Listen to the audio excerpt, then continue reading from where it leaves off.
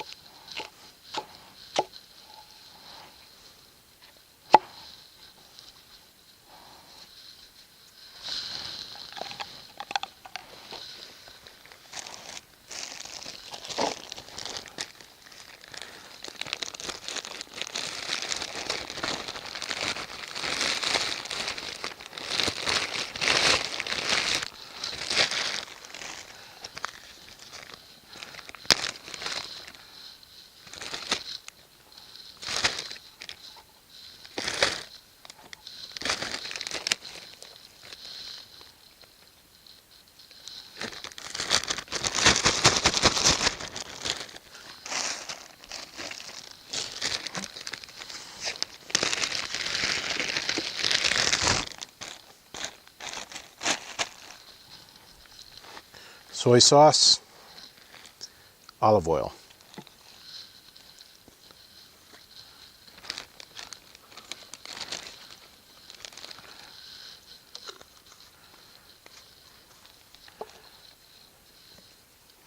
In tiny liquor bottles.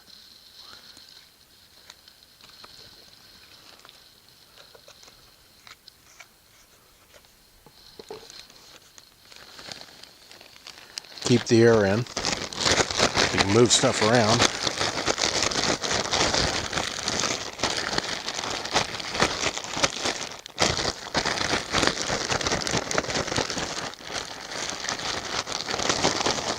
And part of dinner is ready to sit and marinate.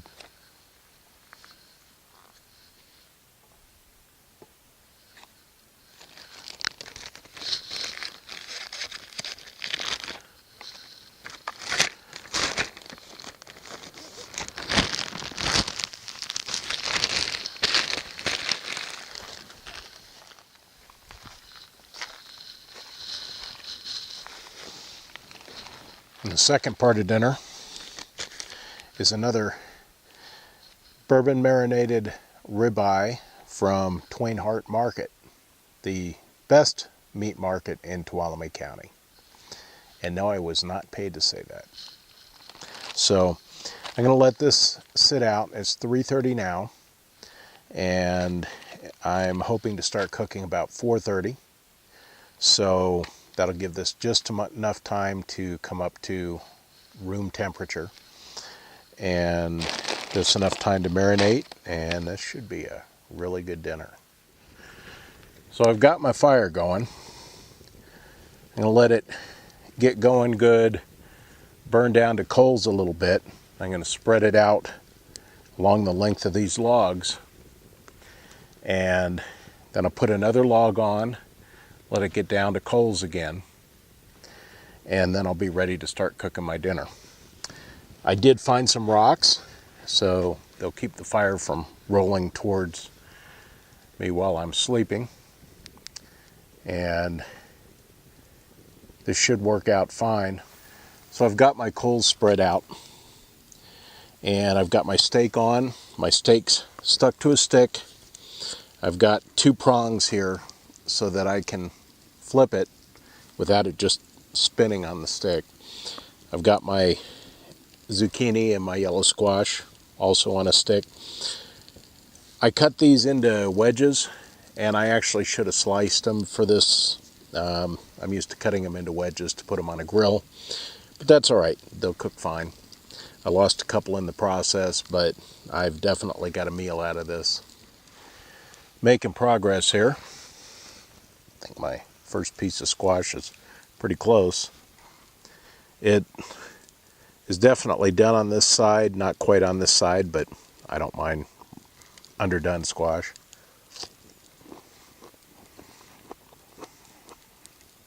Oh man, that's good. I flipped it over, got it a little bit away from the flames. I've got a really good bed of coals along the length of this long fire. Okay, I think we're about done. Steak's looking pretty good. It's sizzling. Looks pretty done. Feels pretty done. So I think we're in good shape there. The squash is definitely done.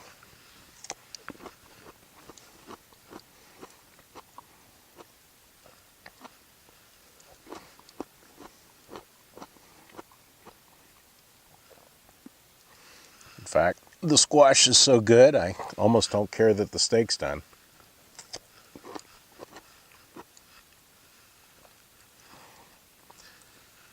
So you're supposed to let a steak rest after it's cooked.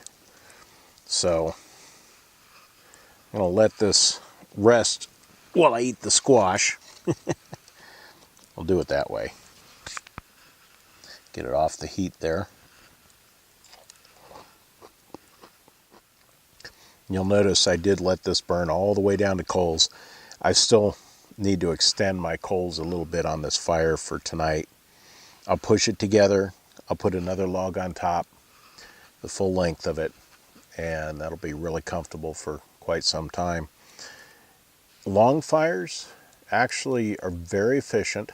They produce a lot of heat, and if you put a reflector and you're close to the fire, you stay warm with them.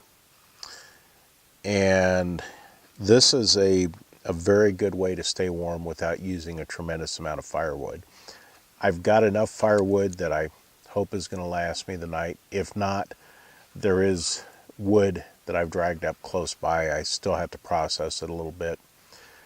All of the wood that I found was down on the ground, in part because trees here have fallen. They've been cut down because of the beetle, so I have that advantage. But obviously, using only my knife to process wood has limited me not. The two trees together over there that I used earlier, I've used those to break quite a few of these logs down. No reason not to burn round logs. They burn a good long time. And this should be enough firewood to last me the night.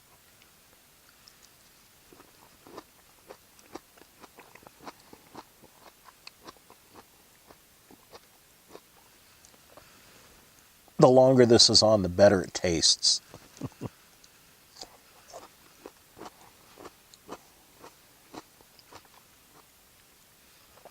And squash is another food that doesn't need refrigeration, travels well, it's very hardy. So I strongly recommend that as camping food, especially motorcycle camping food. Throw it in the saddlebags. You really can't hurt it for the first few days, and just cut it up into slices, slide it on a stick, or lay it out on a grill in wedges. It tastes really good. And now, the steak.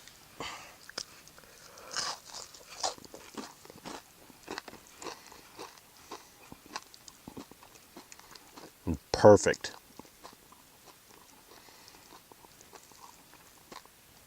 I don't know if letting it rest makes a difference, but regardless, it's perfect. It's cooked exactly the way I want.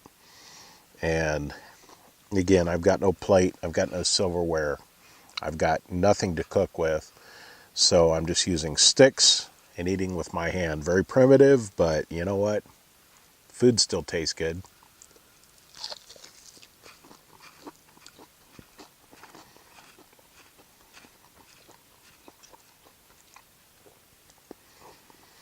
getting dark enough.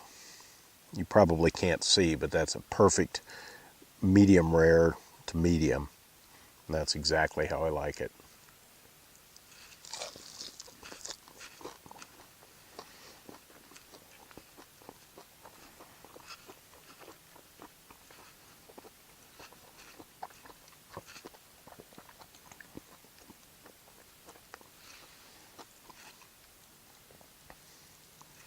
Well, if y'all excuse me, I'm going to finish what's left of my dinner here. And so those of you who've watched my videos probably have a pretty good idea what I'm up to here. I'm going to roast an apple until the skin's about ready to fall off. And then I'm going to scrape the skin off, put it in brown sugar and cinnamon mix that I carry with me, and glaze that onto the apple and have one awesome dessert. While I'm roasting the apple here, I want to talk about 2018. When I started this, it was an experiment, sort of.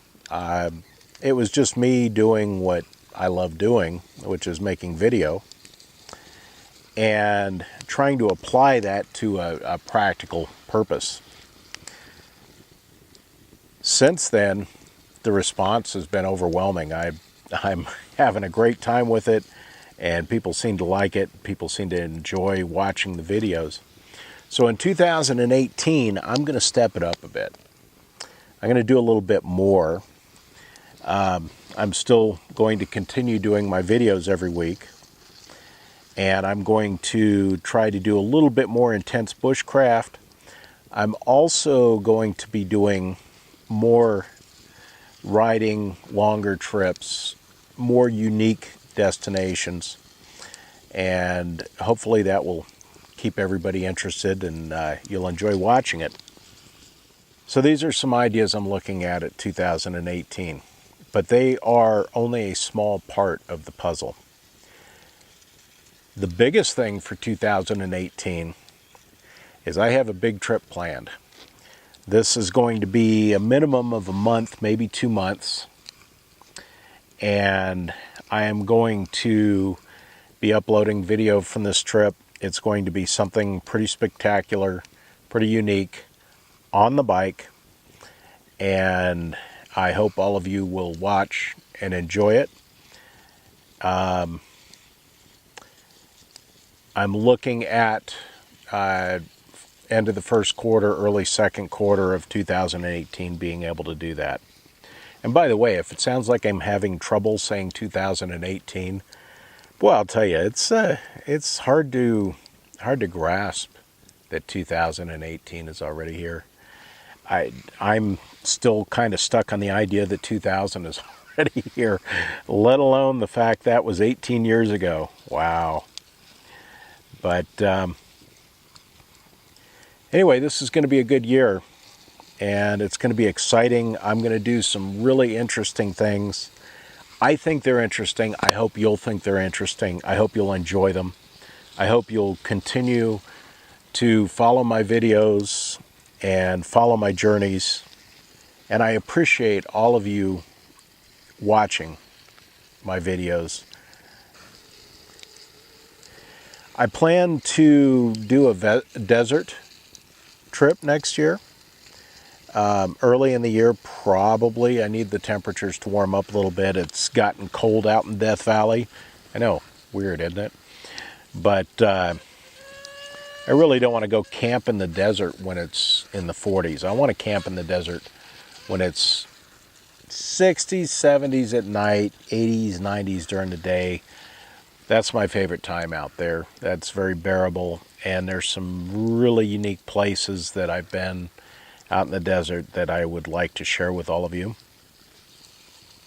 So off the subject of 2018, something I was thinking about, I made a recent contact, and one of my subscribers, Mr. Zip66, and one of the things we talked about was one of my all-time favorite movies. and that's Easy Rider. And I'm kind of curious, for those of you who've watched those movies, Easy Rider or The Wild One, please put it in the comments which one you like the best. And if you were influenced by either one, let me know how. I'm curious. I will tell you, I personally liked Easy Rider the best. I was very strongly influenced by Easy Rider. A lot of different reasons and a lot of different ways, but the main thing to me about Easy Rider is you got a couple of guys that get on their bikes and they go tripping across the country and meeting other people, learning about their lives, learning about who these other people are. The way that they're packed and the way that they camp in that movie, good and bad. I mean, you think about it. Captain America, look what he's got on the back of his bike. He's got a wool blanket and his jacket, and that's it. And he's going from LA to Mardi Gras and then off to Florida. And that's it. No saddlebags. Nothing to cook with, nothing to start a fire with, nothing. Now, I've camped pretty close to that, but you really miss some things. Now, Billy, he's got a little bit bigger bedroll, but it looks like it's pretty much just a sleeping bag and a jacket. So they really aren't equipped for what they're doing, but, you know, it works. And that bedroll does change if you watch the movie all the way through. Like I said, please comment. Let me know if you watched either or both of them, which one you liked, which character you liked. Did you connect with or identify with any of those characters or any of those movies? I'd like to know. Yeah, I think we're about to where we can get the skin off this thing. It's definitely cooked. It's being a little stubborn here.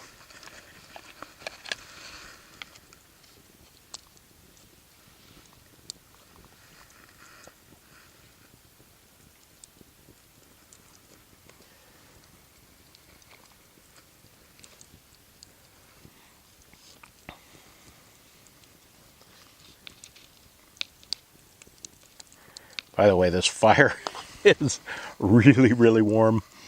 I don't think I'm going to get cold tonight. Really have put very little wood on it. And the last time I was able to peel this off with my hand. This time the apple's a little warmer, so I'm having to use the knife to do it. But I want to get all the skin off it.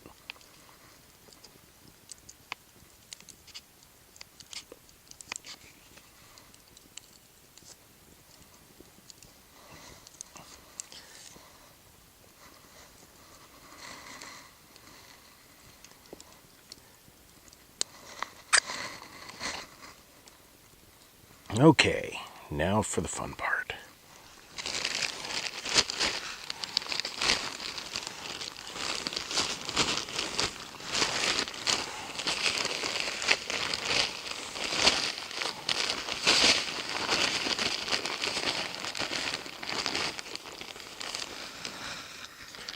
All right, all caked up with brown sugar and cinnamon. Fortunately, I have no ants, so I don't have to worry about that. So what I'm going to do here is rotate this around over the heat and get that brown sugar and cinnamon to caramelize.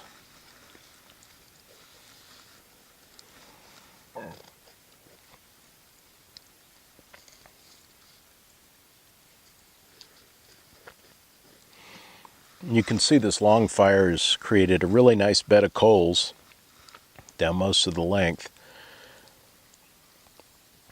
The amount of heat that is radiating this way with that heat reflector is just, I mean, it's roasting me out. It's probably 80 degrees where I'm sitting, and I would venture to say inside the shelter it's a good 70. And outside, we're down to about 40 Fahrenheit. So this is working really well.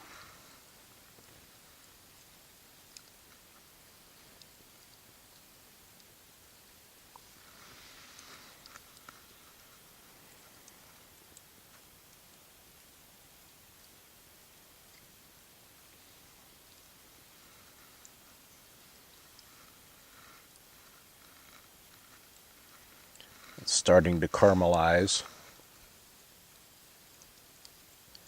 It's looking really good. This is going to be a great dessert. Of course, it was the last time, but I would say this is one of my all-time favorite camping desserts. Not a big fan of s'mores, not a big fan of marshmallows, but this, I could dispense with the meals and just eat this. Okay, maybe not.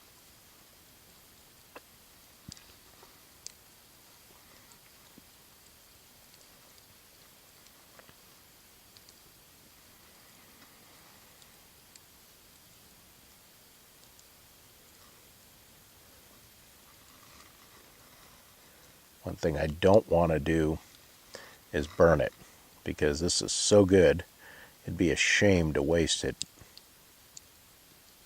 That would make me sad.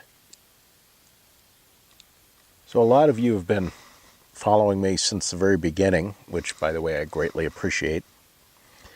And you've made very thoughtful comments, which I also really appreciate. I'm looking for ideas. I have lots of ideas, lots of plans, but I'd like to know what you want to see. What would you like to see in the way of campouts, in the way of gear, in the way of what I'm doing? Is there anything that you'd like to know how to do? Because even if I don't know how to do it, I'll find out. If you want to know, I'll find out. And I will show it in a video, and we'll learn it together. But please put in the comments section anything that you would like to see in my videos, anything you'd like to see on my channel, and I will do my best to do exactly what you've asked for. I do believe my apple is done. That is going to be good. I'm going to have to let it cool off, though. It's a little bit warm right now, but I'm going to cool my apple off, and then I'm going to lay down and shut my eyes for a few hours here and put a little more wood on the fire. And I will see you folks when I wake up in the morning. Good morning. So I've got my coffee on, and as you'll recall from my breakdown video, I only brought the one container, and I've got enough coffee or enough water in there to make a cup of coffee, and so I have a little bit for cleaning up afterwards. I've got some bacon on, cooking bacon over a stick, and the way I've got that set up, it's over coals, there's no flame under it, and I'm going to try. This is an experiment, I haven't tried this before, but I'm going to try to fry an egg on a rock, that flat rock over there. Once the bacon gets close to done, I'm going to throw an egg on it and see what happens. So maybe we'll get lucky and we'll have eggs. Maybe we'll get unlucky and have a mess, but we'll at least have bacon and coffee. Last night was pretty comfortable. I actually stayed warm all night. The long fire with the reflector worked fantastic. I didn't have to track down any more firewood. I've got a few small sticks laying around still, so I was fine for firewood. I did have to get up a few times and stoke the fire. The one thing that I would add to this setup is a ground pad.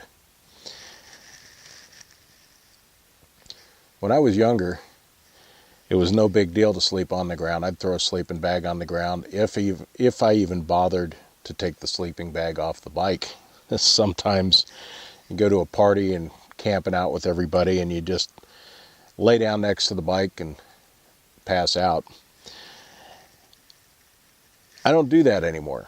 I'm a little bit older and get up a little bit slower in the morning and like the cold against my body a little bit less at night. So the coat, the lined coat, did provide some insulation,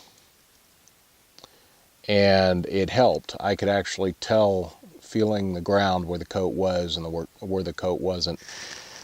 This wool blanket, awesome, absolutely awesome by itself, kept me warm down to, I'd say it was mid-30s last night. It didn't get quite as cold as they had forecast, but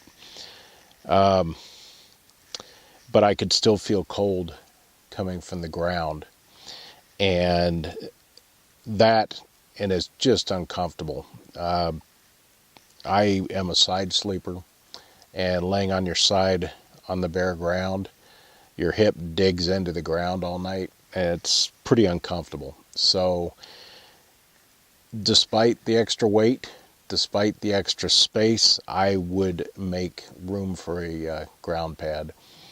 And that's something that in future videos you're not going to see me do without, most likely. Never say never.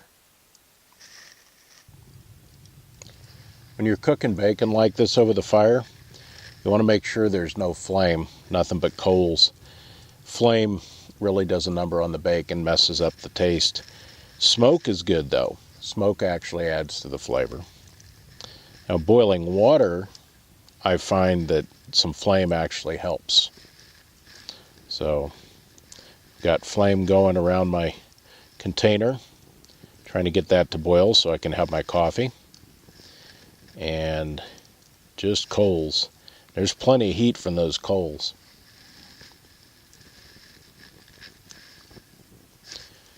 This worked out really well. Like I said, I kept the fire going all night. Good long fire. It's down to nothing but coals really now. And by the time I'm done with breakfast and get packed up, there's going to be nothing left but ash. It'll be really easy to put out and bury and make sure it's completely out and completely cool.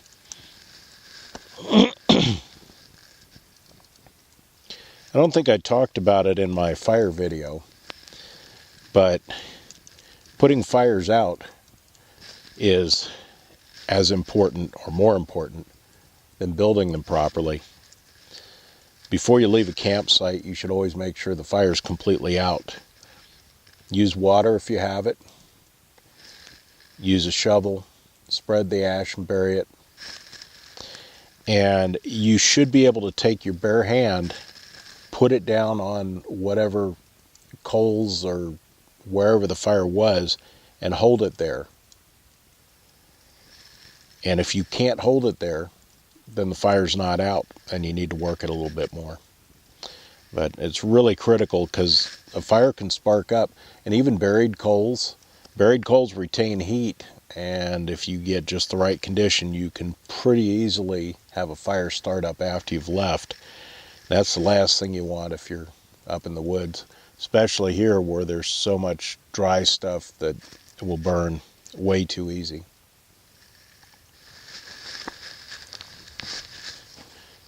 The other consideration when putting out a fire is these rocks. And I talk a lot about using rocks in my campfires and cooking. Even if you have a rock fire ring, those rocks retain a lot of heat. They actually retain enough heat to spark up dry tinder. So you want to make sure they are also cooled off as much as possible. You want to be able to put your hand on them and keep them away from any dry tinder. That's really important. Bacon's coming along pretty good. One caution when cooking with rocks is you've got to be careful what rocks you get. Do not use river rocks. River rocks often have water inside the rock, and that'll heat up and it can cause the stone to explode. These are not bad. They did crack overnight, but no exploding. But you do need to be careful when you're throwing stones into a fire that you don't end up with something that's got moisture in it and is going to explode. Bacon's finally almost done, so I'm going to try an egg on a rock. Let's see how this goes.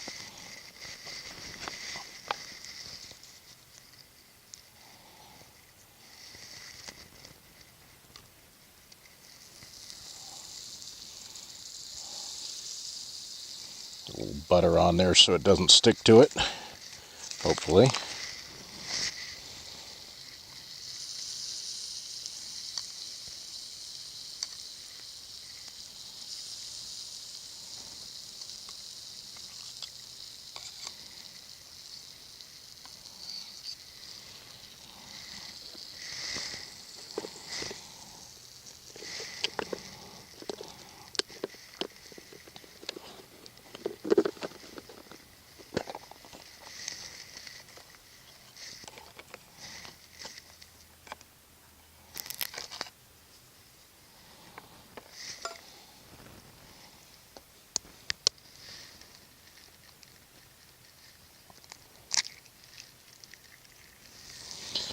Alright, so I got a little too much lean on that. Let's see what I can do about that.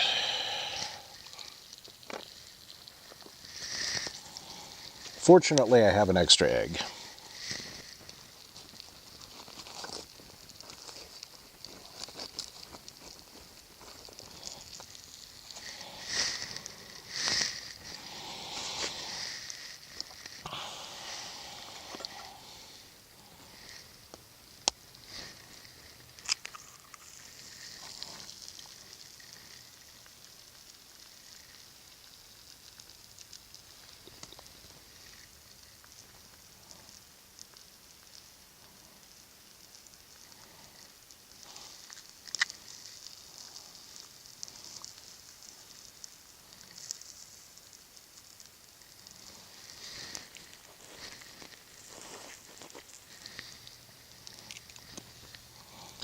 There we go.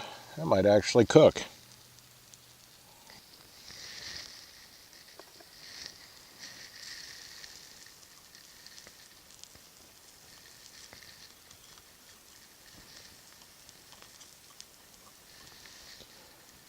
That's going to work out just fine. It's not even really sticking to the rock. Of course, I got lots of butter on there.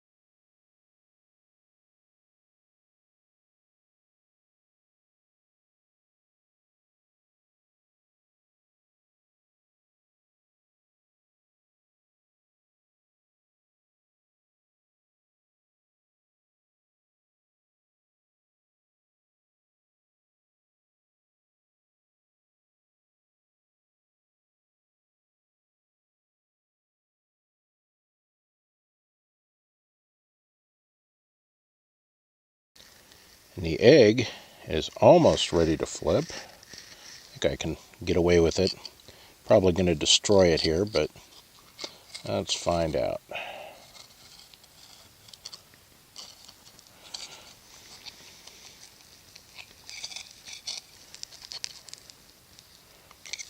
Oh, that worked out good. Didn't even break the yolk. It's like breakfast. Let's see here. That'll work.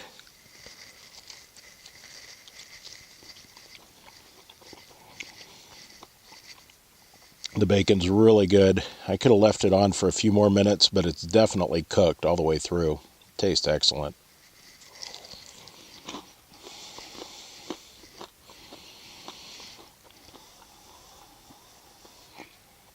In fact, I think I like this better than pan-fried.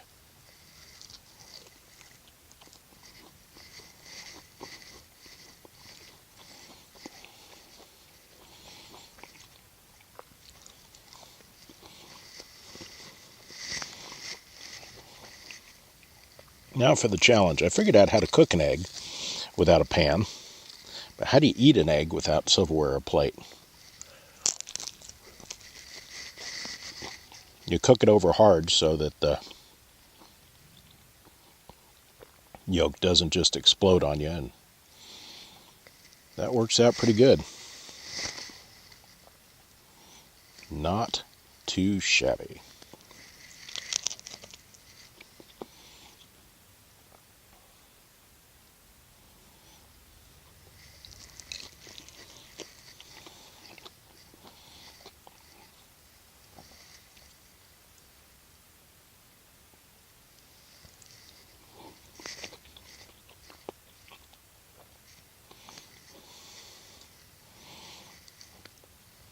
So that worked, cooking an egg on a rock.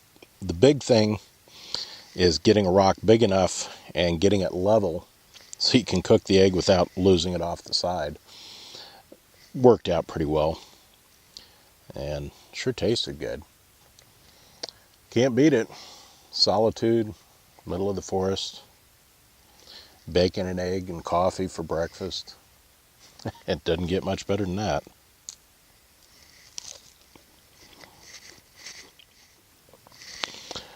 Well, that was really good. So, it's time to get everything cleaned up, packed up, get my fire out, and everything buried and cleaned up. I'm going to try and leave the campsite as close to no trace as humanly possible. So, that'll take me a little while.